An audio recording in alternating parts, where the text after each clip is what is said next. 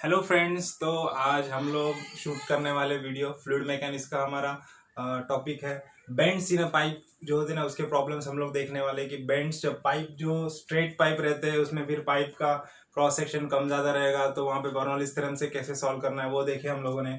उसके बाद वेंचुरीमीटर्स के प्रॉब्लम देखे। अभी हम लोग बेंड्स पाइप के प्रॉब्लम देखेंगे। इसमें जनरली वेंचुरीमीटर का भी यूज होता है, तो सॉरी बर्नौलीज थ्योरम का भी यूज होता है, प्लस बेंड्स पाइप में फिर बाद में फोर्सेस जो हम लोग को क्या निकालना रहता है। यहाँ पे पाइप जब बेंड रहेगा तो क्या होगा, बेंड होता है और वहां पे उसका क्रॉस सेक्शन एरिया क्या होता है, कम कम होते जाएगा, है ना। जैसे कि यहाँ पे आप देख रहे हैं, है ना, तो यहाँ पे एरिया इसका सेक्शन 1 1 पे कुछ एरिया है ना, तो जैसा सेक्शन 2 2 पे जाएगा तो एरिया क्या होता है, कम होता है। जब एरिया कम होगा तो क्या होगा, वेलोसिटी और प्रेशर चेंज होगा, है ना। तो ये वेलोसिटी प्रेशर चेंज होने के बाद कौन से फोर्सेस पे एक्ट होने वाले हैं वो हमको देखना है, और उसका रिजल्टेंट फोर्स हम लोग को जनरली निकालना होता है ना। तो स्टार्ट करते हैं प्रॉब्लम हम लोग। पहले हमारे आज का ये हमारा फर्स्ट प्रॉब्लम है बेंड्स इन अ पाइप का। मैंने डायग्राम पूरी बना के रखा है ना, क्योंकि हमारा टाइम वेस्ट ना हो डायग्राम बनाने में। तो सब में पहले हम लोग क्या पढ़ेंगे, statement. Very very important is statement. Statement मैं डिस्क्रिप्शन में डाल चुका हूं, आप लोग डिस्क्रिप्शन में स्टेटमेंट पढ़ लेना पहले, ओके। तो देखो मैं अभी स्टेटमेंट पढ़ता हूँ। क्या बोल रहा है, रेड्यूसिंग बेंड, है ना। रेड्यूसिंग बेंड मतलब क्या है कि एरिया यहाँ पे ज्यादा है और उधर एरिया कम हो रहा है ना। यहाँ से स्टार्ट है, जैसा एंड होगा वहां पे एरिया कम होने वाला है ना। In a pipeline so that the direction of flow is turned through 60 degree in a horizontal plane। मतलब हॉरिजॉन्टल से जो बेंड का एंगल है, ये हॉरिजॉन्टल से बेंड का एंगल कितना है, 60 डिग्री है। ये वाला एंगल है 60 डिग्री, बराबर। और देखो आगे क्या बोला, in horizontal plane and the pipe diameter is reduce from 0.25 metre to 0.15 metre. मतलब यहाँ पे इसका 0.25 मीटर डायमीटर है और रेडियस होके यहाँ पे 0.15 मीटर हो गया डायमीटर, है ना। तो गिवन डाटा समय पहले लिख लेते हैं हम लोग। D1 दिया है हम लोग को, डायमीटर एट सेक्शन 1 कितना है, 0.25 मीटर, है ना। डायरेक्टली मीटर में दिया, कुछ कन्वर्जन करने की जरूरत नहीं है ना। और D2 कितना दिया है, diameter is reducing to the next level section, that is section 2 2। तो D2 कितना दिया है हम लोग को, 0.15 मीटर दिया है ना। तो यहां से A1 A2 निकाल लो। A1 क्या रहेगा, π/4 into D1 square, that is π/4 into D1 कितना है, D1 है 0.25 का स्क्वायर, है ना। यहां से A1 का वैल्यू मिलेगा, है ना। अब A1 का वैल्यू कितना आ गया देख लेते, कैलकुलेट कर लो। A1 का वैल्यू 0.049 क्या आ जाएगा, मीटर स्क्वायर। वैसे ही A2 का वैल्यू निकाल लो, π/4 D2 square, that is π/4 into D2 कितना है हमारा, 0.15। यहां से हम लोग को A2 का वैल्यू मिल जाएगा। A2 का वैल्यू मिल गया हमको 0.0176। ओके, देखो डायरेक्ट D1 D2 मिला, हम लोगों ने A1 A2 भी निकाल लिया, साथ में लगे तो निकाल लेने का, हमको जरूरत पड़ने वाली है उसकी ना। हर एक प्रॉब्लम में A1 A2 की जरूरत पड़ने वाली है। अब देखो आगे बढ़ते हैं, क्या क्या दिया। और the velocity and pressure at the entry to the bend are 1.5 metre per second and 300 kilometre per metre square. Bend की एंट्री कहाँ हो रही है, यहाँ पे, है ना। ये सेक्शन 1 में यहाँ पे एंट्री हो रही है, तो यहाँ का प्रेशर और वेलोसिटी हम लोग को दिया हुआ है। एंट्री पे प्रेशर और वेलोसिटी कितना है, देखो यहाँ पे दिया हुआ है। प्रेशर कितना दिया है, P1 बोलेंगे हम लोग। देखो क्या बोल रहा है, pressure and velocity at the entry of the bend are 1.5 metre per second and 300 kilometre per metre square, है ना। तो ये कितना दिया है, pressure 300 kilo newton per metre square. इसको किलो न्यूटन को न्यूटन में कर लो, इंटू 10⁻³ और वेलोसिटी कितना दिया, V1 दिया हम लोग को 1.5 मीटर पर सेकंड है, कोई कन्वर्ट करने की जरूरत नहीं। और देखो आगे पढ़ते प्रॉब्लम में, और क्या क्या दिया है। Gauge respectively and at the exit the pressure is 287.2 kilometre per metre square, है ना। एग्जिट का प्रेशर मतलब P2, एग्जिट मतलब यहाँ पे सेक्शन 2 पे प्रेशर दिया है P2, कितना दे दिया है pressure, 287.2 kilo newton per metre square. इसको न्यूटन में कर लेते हैं हम लोग, इंटू 10⁻³ हो जाएगा न्यूटन पर मीटर स्क्वायर, बराबर। V2 मिल गया। V2 दिया है क्या हम लोग को, आगे देखते हैं हम लोग V2 दिया है क्या। देखो आगे, find the magnitude and direction of the reaction force, मतलब रिजल्टेंट फोर्स निकालना है हमने को in the bend in the horizontal plane due to flowing water, है ना। मतलब अपने को V2 की वैल्यू नहीं दी है, तो सबसे पहले अपने को क्या करना पड़ेगा, V2 की वैल्यू निकालना पड़ेगा, और क्या निकालना पड़ेगा, Q निकालना पड़ेगा हम लोग को, है ना।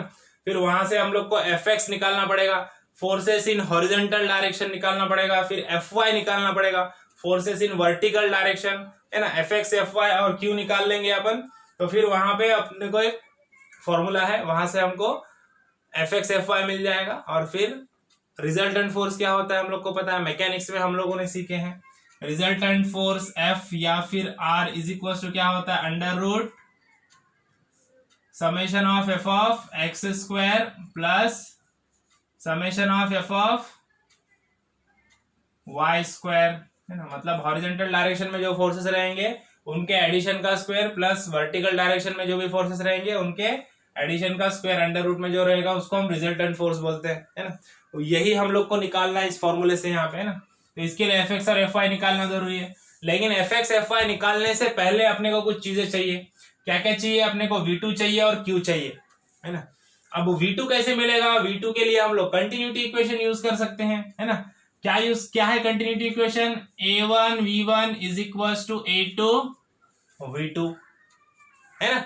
A1 V1 is equal to A2 V2, तो V2 इज इक्वल टू क्या हो जाएगा, V2 इज इक्वल टू हो जाएगा A1 V1 अपॉन A2, है ना।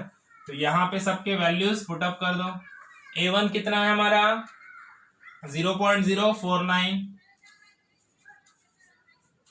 V1 कितना है, V1 दिया है 1.5, A2 कितना दिया है 0.0176, है ना। यहां से हम लोग को V2 का वैल्यू मिल जाएगा। वेलोसिटी एट सेक्शन 2, चलो लेट्स कैलकुलेशन करो फटाफट। वहां से हम लोग को V2 का वैल्यू मिल जाएगा 4.167 मिल गया, है ना।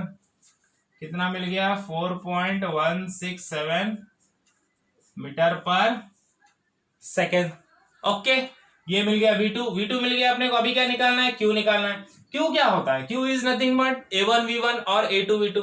A1 V1 is equal to भी Q हो सकता है, A2 V2 is equal to भी Q हो सकता है, क्योंकि A1 V1 और A2 V2 दोनों सेम होते हैं, है ना। तो यहां से हम लोग क्या करते हैं, Q की वैल्यू निकाल लेते हैं। देखते Q का फॉर्मूला क्या है, A1 इंटू V1 लेते हैं हम लोग, है ना। अब तुम A2 V2 भी ले सकते हो, A1 V1 भी ले सकते हो, क्योंकि दोनों की वैल्यू सेम है ना, बाय कंटिन्यूटी इक्वेशन। तो A1 का वैल्यू कितना है, A1 का वैल्यू है, किधर गया, इधर है 0.049, और V1 है 1.5। यहां से हम लोग को Q मिल जाएगा। Q का वैल्यू कितना आ गया, Q का वैल्यू आ गया 0.0736 मीटर क्यूब पर सेकेंड। ओके, यहां तक समझ में आएगा, यहां तक सब नॉर्मल है। जो हम लोगों ने पहले किया है वही कैलकुलेशन है, कुछ नया नहीं किया हम लोगों ने अभी तक, है ना। अब नया करने की बारी यहाँ पे है ना। तो अब देखो, अब अपने को क्या निकालना है, अभी हम लोग को निकालना है Fx और Fy। अब Fx मतलब क्या होता है, Fx मतलब the net force in horizontal direction, है ना। और Fy मतलब क्या होता है, the net force in vertical direction. अब हॉरिजॉन्टल डायरेक्शन का नेट फोर्स और वर्टिकल डायरेक्शन का नेट फोर्स निकालने की जरूरत क्यों पड़ रही है, क्योंकि यहाँ पे ये जो P1 A1 है, ये फोर्स की लाइन जो है, वाटर की लाइन जो है, वो कैसी है, यहाँ पे हॉरिजॉन्टल है। लेकिन यहां से पाइप बेंड होने की वजह से वाटर क्या होने वाला है, वह इंक्लाइन डायरेक्शन में मूव होने वाला है। तो यहाँ पे कुछ इंक्लाइन फोर्सेस आ रहे हैं, P2 E2 इंक्लाइंड है, V2 भी इंक्लाइंड है ना। तो कभी भी कोई भी लाइन जो भी फोर्स होता है वो इंक्लाइन हो जाएगा, तो उसके क्या होते हैं, उसके दो कंपोनेंट होते हैं, एक हॉरिजॉन्टल डायरेक्शन में, एक वर्टिकल डायरेक्शन में, ना। जैसे कि बेसिक है, यहाँ पे देखो कोई भी क्वाड्रेंट में एक फोर्स रहेगा जो इंक्लाइन डायरेक्शन में रहेगा, ये फोर्स, इसका अगर हॉरिजॉन्टल से एंगल थीटा है, तो यहाँ पे इसका कंपोनेंट बन जाएगा F cos थीटा, और इधर बन जाएगा कंपोनेंट F sin थीटा, है ना। अगर वही एंगल हमको इसके बजाय यहां से पता रहेगा वर्टिकल से, तो ये हो जाएगा एफ कॉस थीटा और ये हो जाएगा एफ साइन थीटा, है ना। तो ये बेसिक आपको पता है, मैकेनिक्स में हुआ है बेसिक, ये है ना। तो इस तरह से हमको क्या करना है, ये जो भी इंक्लाइंड लाइंस है यहाँ पे, जैसे V2 इंक्लाइंड है, P2A2 इंक्लाइंड है, तो ये इंक्लाइंड फोर्सेस को क्या करना है, अपने को रिजॉल्व करना है दो कंपोनेंट में। तो वही यहाँ पे ये डायग्राम में मैंने किया है। देखो यहाँ पे ये 2-2 सेक्शन, मतलब यही सेक्शन है, सिर्फ हम लोग P2A2 को देख रहे हैं। P2A2 यहाँ पे इंक्लाइंड फोर्स P2A2 है। P2A2 का हॉरिजॉन्टल से एंगल देखो, यहाँ पे 60 डिग्री एंगल है, तो यहाँ पे भी मैं कोई हॉरिजॉन्टल लाइन बनाऊंगा तो ये एंगल कितना रहेगा, 60 डिग्री। तो वही मैंने यहाँ पे बताया 60 डिग्री, है ना। अब ये जो फोर्स है इसका यहाँ से एंगल 60 डिग्री है, तो यहाँ पे जो कंपोनेंट बनेगा हॉरिजॉन्टल कंपोनेंट, ये क्या रहेगा, ये रहेगा एफ कॉस थीटा। तो एफ क्या है, P2A2, तो P2A2 कॉस थीटा बन गया। और वर्टिकल कंपोनेंट क्या बनेगा, P2A2 साइन थीटा, है ना। थीटा कितना है हमारा, 60 डिग्री, है ना। ये P2A2 को क्या किया हम लोगों ने, दो वर्टिकल और हॉरिजॉन्टल फोर्सेस में रिजॉल्व कर दिया। समझ में आ गया।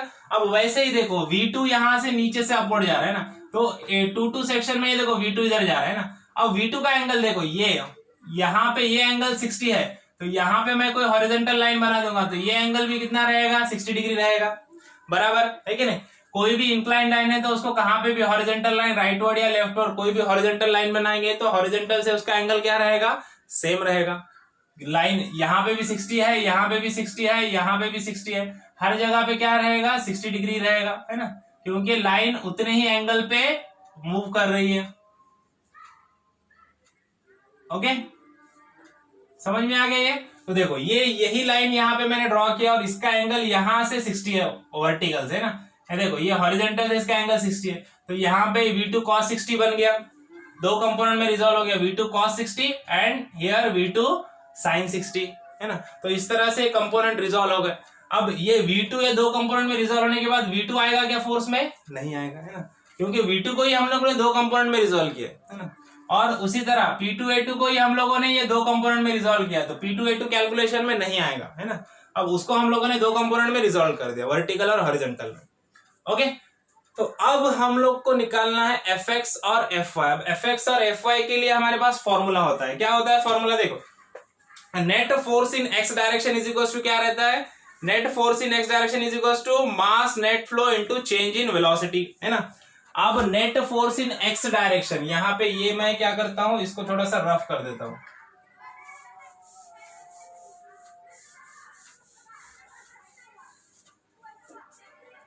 ये भी रफ करना पड़ेगा, इक्वेशन थोड़ा हमारा बड़ा आएगा।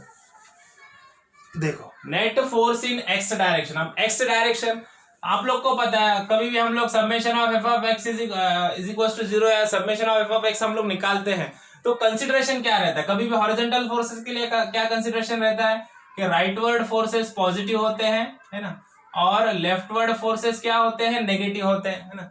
तो यहाँ पे हम लोग को वही करना है। हॉरिजॉन्टल फोर्सेस कौन से, सब में पहले तो क्या आएगा, Fx आएगा, the force in x direction जो हम लोग को निकालना है Fx, है ना। हॉरिजॉन्टल फोर्स एक्स डायरेक्शन में जो लगेगा उसको Fx बोलते हैं हम लोग, है ना। तो Fx आ गया, जो कि हम लोग कंसिडर करेंगे कि राइटवर्ड डायरेक्शन में जा रहा है, इसके लिए इसको प्लस Fx लेंगे हम लोग, है ना। Fx आ गया। उसके बाद देखो ये P1A1 किधर जा रहा है, राइटवर्ड जा रहा है ना, तो राइटवर्ड फोर्सेस कैसे, पॉजिटिव है, तो यहाँ पे क्या आ जाएगा, प्लस P1A1। ओके, उसके बाद दूसरा वाला फोर्स कौन सा है हमारा, P2A2। अभी देखो P2A2 के दो कंपोनेंट है, एक तो P2A2 है हॉरिजॉन्टल वाला है, P2A2 वर्टिकल वाला है ना। तो हम लोग को कौन सा लेना है, P2A2 cos 60 जो हॉरिजॉन्टल वाला है, और ये हॉरिजॉन्टल वाला कंपोनेंट किधर जा रहा है, लेफ्ट साइड, है ना। तो लेफ्ट साइड के कंपोनेंट क्या आएंगे, माइनस में आएंगे, तो क्या हो जाएगा,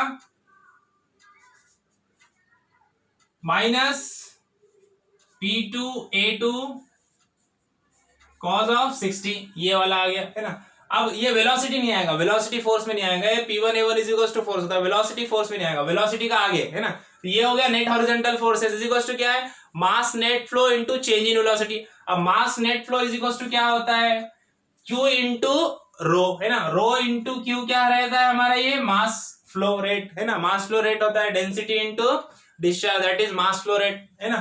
तो Q इनटू रो हो गया। अब चेंज इन वेलोसिटी मतलब क्या है कि हॉरिजॉन्टल डायरेक्शन में वेलोसिटी कहां चेंज हो रही है। देखो यहाँ पे ये V1 है जो राइट साइड में जा रही है और V2 भी राइट साइड में जा रहा है ना। लेकिन अब तुम बोलोगे v2 भी राइट साइड में जा रहा है, v1 भी राइट साइड में जा रहा है, तो क्या आएगा यहाँ पे v1 प्लस v2 cos 60 आएगा, क्योंकि राइटवर्ड फोर्सेस हमारे पॉजिटिव है ना। लेकिन यहाँ पे फोर्सेस का एडिशन है क्या, नहीं है। आगे क्या बोला है फॉर्मूले में, क्या है, horizontal forces in horizontal direction is equal to mass flow rate into क्या है, चेंज इन वेलोसिटी। क्या है, चेंज इन वेलोसिटी। अब चेंज इन वेलोसिटी मतलब क्या है कि वेलोसिटी का डिफरेंस है ना। अब मुझे बताओ वेलोसिटी ज्यादा कहां पे रहेगी, वेलोसिटी यहां पे ज्यादा रहेगी कि सेक्शन 2 पे वेलोसिटी ज्यादा रहेगी? सेक्शन 2 पे वेलोसिटी ज्यादा रहेगी। क्यों? क्योंकि सेक्शन 2 पे क्या हो रहा है, वेलोसिटी सॉरी एरिया क्या हो रहा है, कम हो रहा है। एरिया कम हो जाएगा तो वेलोसिटी बढ़ जाएगी, है ना। तो इसके लिए ये जो v2 cos 60 है, ये जो v2 cos 60 का कंपोनेंट है हॉरिजॉन्टल वाला, ये वेलोसिटी ज्यादा है v1 से, है ना। तो क्या करेंगे हम लोग यहाँ पे, चेंज इन वेलोसिटी मतलब v2 cos 60 minus v1।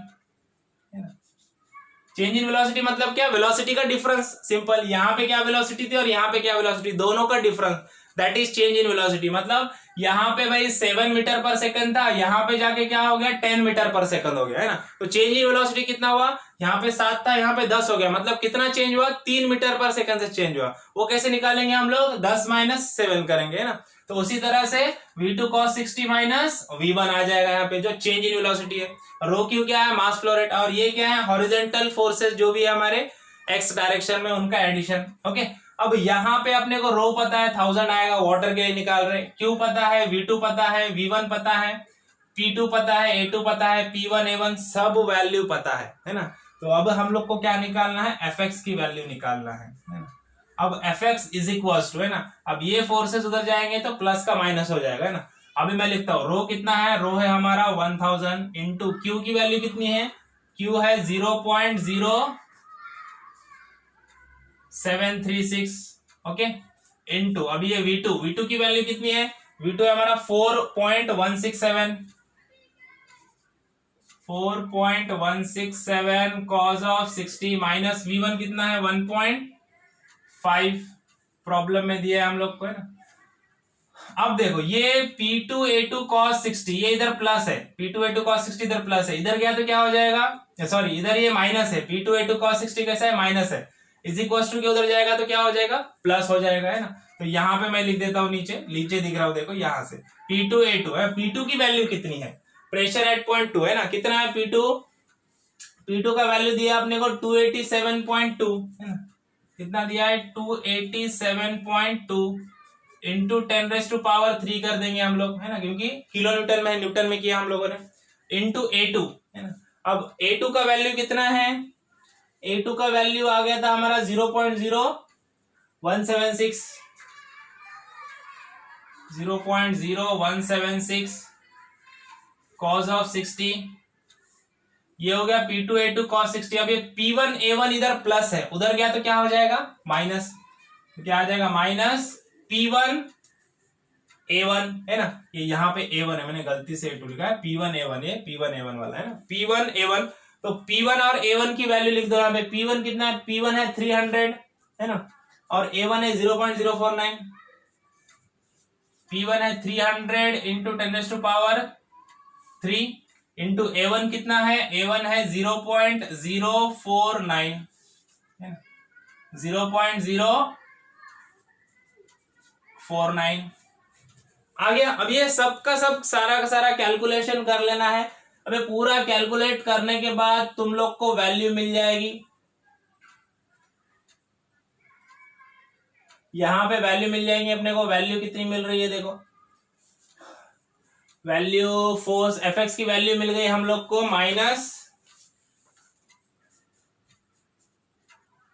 Fx का वैल्यू मिल गया हम लोग को -12.15, है ना, -12.15 इंटू 10⁻³ न्यूटन, है ना। अब ये हम लोग ने न्यूटन में किया था सब, इसलिए हम लोग को क्या मिला, ये न्यूटन में मिल गया, है ना। अब ये माइनस साइन क्या इंडिकेट कर रहा है, इसी को हम लोग क्या बोल सकते हैं, माइनस साइन क्या इंडिकेट कर रहा है, जैसे मैंने बताया राइटवर्ड फोर्सेस पॉजिटिव होते हैं और लेफ्टवर्ड फोर्सेस क्या होते हैं, नेगेटिव होते हैं। तो इसका मीनिंग क्या है, इसका मीनिंग ये है कि Fx जो है वो कैसा है 12.15, ये 10⁻³ हटा देंगे तो क्या बन जाएगा यहाँ पे किलो न्यूटन, और कैसा है, लेफ्टवर्ड है कि माइनस है, मतलब क्या है, ये लेफ्टवर्ड फोर्स है ना। तो यहाँ पे हम लोग क्या करेंगे, लेफ्ट का डायरेक्शन बता देंगे, है ना। माइनस साइन को हटा देंगे, लेफ्ट का डायरेक्शन बता देंगे, है ना। 10⁻³ क्या डिनोट कर रहा है कि किलो न्यूटन में है। ओके, समझ में आया यहाँ तक। तो देखो Fx मिल गया हम लोग को। अब ऐसे ही हम लोग को क्या करना है, Fy की वैल्यू निकालना है। अब Fy मतलब क्या होता है, Fy के लिए भी सेम फॉर्मूला रहेगा, क्या रहेगा, the addition of forces in vertical direction is equal to mass flow rate into change in velocity in vertical direction, है ना। तो अब यहाँ पे देखो क्या हो जाएगा, इधर मैं करता हूं कैलकुलेशन उसका। एफ ऑफ वाई है ना, तो सब में पहले क्या आएगा, एफ वाई, वर्टिकल डायरेक्शन के फोर्सेस ले रहे हैं हम लोग, तो क्या हो जाएगा, upward forces positive, downward forces negative, ये वाला कंसिडरेशन है ना।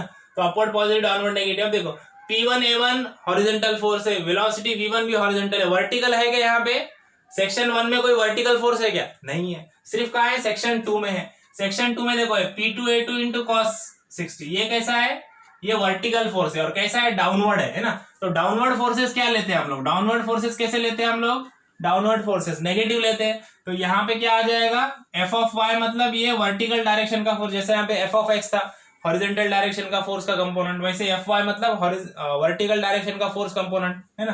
तो F Y minus P2A2 into sine of 60,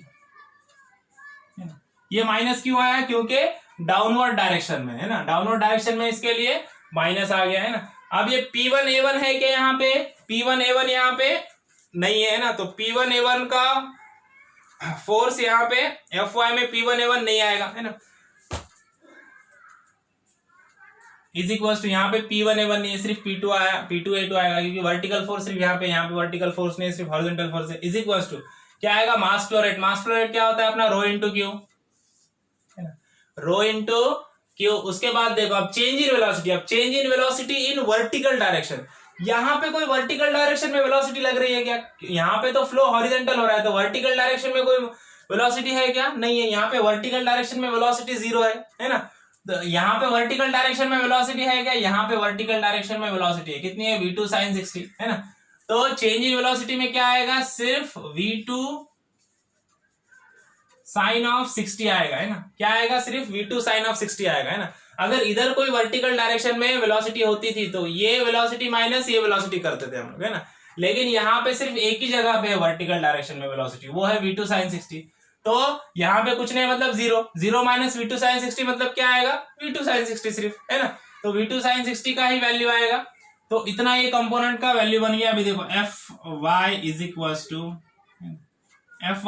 अब ये माइनस वाला उधर चला जाएगा। अभी रो कितना है हमारा, 1000 इंटू क्यू कितना है, क्यू है 0.0736, है ना। उसके बाद v2 sin 60, v2 की वैल्यू कितनी है, v2 की वैल्यू है हमारी, किधर लिखे थे हम लोग ने v2, यहाँ पे 4.167 v2 साइन ऑफ 60, है ना, ये वाला कंपोनेंट क्या, अभी देखो P2A2 साइन 60, ये कैसा है, माइनस है, इज इक्वल टू के उधर चला जाएगा तो प्लस हो जाएगा, तो प्लस देखो P2, अब P2 का वैल्यू कितना है, P2 का वैल्यू 287 कुछ था समथिंग, है ना, यहाँ पे लिखा था हम लोग 287.2 इंटू 10⁻³ है ना, इंटू A2 का वैल्यू कितना है 0.0176 P2 sine of 60, so sine of 60 आ जाएगा यहाँ पे, बराबर। अब ये सारा का सारा कैलकुलेशन कर लो आप, तो यहाँ पे आपको एफ ऑफ वाई की वैल्यू मिल जाएगी, एफ वाई की वैल्यू मिल जाएगी। देखो कितनी आ रही है एफ वाई की वैल्यू, एफ वाई की वैल्यू आ रही है 4.66 इंटू 10⁻³ है ना, कितना आ गया 4.66 इंटू 10⁻³ न्यूटन, है ना। और ये आंसर प्लस में आया, इसका मीनिंग क्या है, ये अपवर्ड फोर्स है ना? या फिर हम लोग बोल सकते हैं F Y is equal to 4.66 kilo newton, है ना, इन अपवर्ड डायरेक्शन। ओके, देखो एफ ऑफ एक्स मिल गया, एफ ऑफ वाई मिल गया। अभी क्या निकालना है, रिजल्टेंट फोर्स निकालना है अपने को, एफ निकालना है। तो उसका फॉर्मूला क्या है, under root fx² minus fx² plus fy², है ना। वो है हमारा रिजल्टेंट का फॉर्मूला। और उसी तरह से हम लोग को क्या निकालना है, उसका लोकेशन भी निकालना है, कितने एंगल पे, tan थीटा का फॉर्मूला है। tan theta is equal to क्या रहता है, under mod f of y by f of x, है ना। तो वैसा ही यहाँ पे f of y by f of x करके अंडर मॉड में हम लोग को वो वैल्यू भी निकालनी है। समझ में आया? देखो, तो अभी क्या करना है अपने को, अभी हम लोग को रिजल्टेंट फोर्स निकालना है। रिजल्टेंट फोर्स और उसका डायरेक्शन निकाल, इतना ही पूछा है अपने को ना। रिजल्टेंट फोर्स निकालो और उसको लोकेट करो। तो रिजल्टेंट फोर्स हम लोग कंसीडर करते हैं F है सपोज, है ना, इज इक्वल टू क्या रहेगा, अंडर रूट क्या है फॉर्मूला, f ऑफ x का square plus f of y square, बराबर। तो अब यहाँ पे दोनों के वैल्यू पुटअप कर देंगे हम लोग। ये नीचे का मैं मिटा देता हूँ थोड़ा सा। देखो, f ऑफ x की वैल्यू हमारी नेगेटिव आई थी, लेकिन नेगेटिव वैल्यू यहाँ पे अगर हम लोग रखेंगे भी तो भी स्क्वायर हो जाएगा, तो क्या हो जाएगा, वो प्लस हो जाएगा, है ना। और वैसे भी हम लोगों ने यहाँ पे बता दिया कि वो लेफ्टवर्ड डायरेक्शन में है, तो उसको हम लोगों ने नेगेटिव से पॉजिटिव ले लिया था, है ना। तो कितना आ जाएगा ये 12.15 सॉरी 12.15 इंटू 10⁻³ का स्क्वायर प्लस हम लोग न्यूटन में रखने वाले फोर्सेस, है ना, किलो न्यूटन में नहीं रखना है अपने को, न्यूटन में रखना है। उसके बाद f ऑफ y कितना है 4.66 इंटू 10⁻³ का स्क्वायर, है ना। यहां से हम लोग को f मिल जाएगा, रिजल्टेंट फोर्स कितना आ रहा है देखो, कैलकुलेट करो। कैलकुलेट करने के बाद अपने को आंसर मिल रहा है 13.013, है ना। तो कितना आ गया 13.013 इंटू 10⁻³ न्यूटन, या फिर हम लोग इसको ऐसे भी बोल सकते हैं 13.013 किलो न्यूटन, है ना।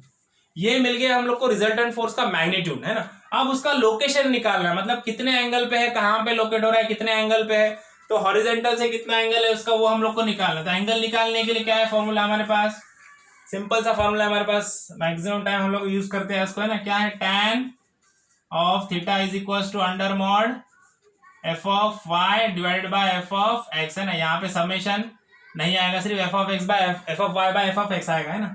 तो थीटा इज इक्वल टू क्या हो जाएगा, theta is equal to tan inverse of f of y, mod रहेगा तो मॉड में माइनस रो प्लस रो, बाहर प्लस ही आने वाला है, तो इसके लिए यहाँ पे माइनस वैल्यू की लिखने की जरूरत नहीं है। f ऑफ y कितना है, y हमारा 4.66, x कितना है, x है 12.15, 10⁻³ कैंसिल हो जाएगा, है ना। यहां से हम लोग को थीटा का वैल्यू मिल जाएगा, एंगल कितने एंगल पे हमारा रिजल्टेंट फोर्स एक्ट हो रहा है ना। तो रिजल्टेंट फोर्स एक्ट हो रहा है हमारा 20.98 डिग्री, है ना, 20.98 डिग्री, ओके। और 20.98 डिग्री लेकिन कहां पे, कौन से क्वाड्रेंट में एक्ट हो रहा है ना। तो जैसे हम लोग को क्वाड्रेंट सिस्टम हमारा पता है ना। तो यहाँ पे हमारा आता है, ये हमारा प्लस x, है ना, ये माइनस x, ये प्लस y माइनस y, है ना। अभी हमारा f ऑफ x का वैल्यू क्या है, f ऑफ x आया हमारा माइनस में आया था ना, तो x नेगेटिव और y क्या है, y हमारा पॉजिटिव है ना। तो x नेगेटिव y पॉजिटिव, मतलब कौन सा क्वाड्रेंट है, ये सेकंड क्वाड्रेंट, है ना। तो हमारा रिजल्टेंट फोर्स कहां पे एक्ट होगा, इधर एक्ट होगा सेकंड क्वाड्रेंट में, है ना। सेकंड क्वाड्रेंट में हमारा रिजल्टेंट फोर्स एक्ट होने वाला है ऐसे, ठीक है। तो सेकंड क्वाड्रेंट में हमारा रिजल्टेंट फोर्स आया है ना, किधर आया, सेकंड क्वाड्रेंट में आया। समझ में आ गया ये प्रॉब्लम।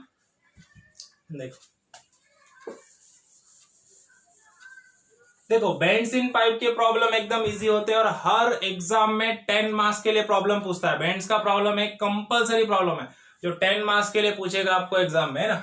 अभी ये इसमें क्या था, इसमें हम लोग को Q डायरेक्टली दिया था, A1 A2 दिया था, P1 P2 डायरेक्टली दिया था। लेकिन जो एग्जाम में आपको प्रॉब्लम पूछता है उसमें क्या होता है, उसमें सिर्फ थोड़ा सा चेंज रहता है। क्या रहता है कि उसमें आपको P1 P2 दिया नहीं रहता है। तो पहले हम लोग को बर्नौलीज थ्योरम से P1 P2 वगैरह निकालना होता है ना। और फिर बर्नौलीज थ्योरम अप्लाई करने के बाद डायरेक्टली फिर वापस यही कैलकुलेशन रहता है। ऐसा बैंड देगा पाइप में, ये कैलकुलेशन करो, Fx निकालो, Fy निकालो, उनका रिजल्टेंट फोर्स F निकालो, उसके बाद थीटा निकालो, बस प्रॉब्लम खत्म, है ना। समझ में आ गया। नेक्स्ट प्रॉब्लम में हम लोग एग्जाम क्वेश्चन पेपर का प्रॉब्लम लेंगे, है ना, जहां पे बर्नौलीज थ्योरम का भी यूज होगा। Okay, thank you.